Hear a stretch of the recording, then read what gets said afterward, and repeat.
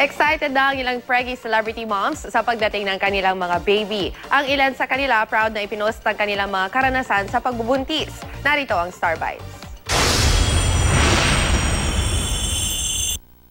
Ang Kapuso Primetime Queen na si Mary Rivera Dantes halata na ang baby bump.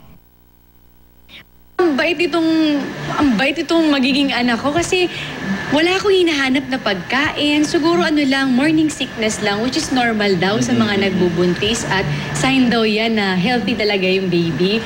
So sabi ko nga, isa lang pinaglilihan ko, si Dong lang talaga. Sa kanya lang ako gigil na gigil, pero sa pagkain wala talaga.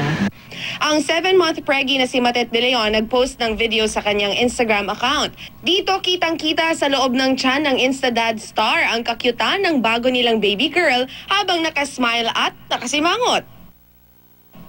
Masusundan na ang panganay ng Healing Hearts star na si Angelica de la Cruz. By this time, ipinagpapray ng aktres sa sana ay baby girl naman.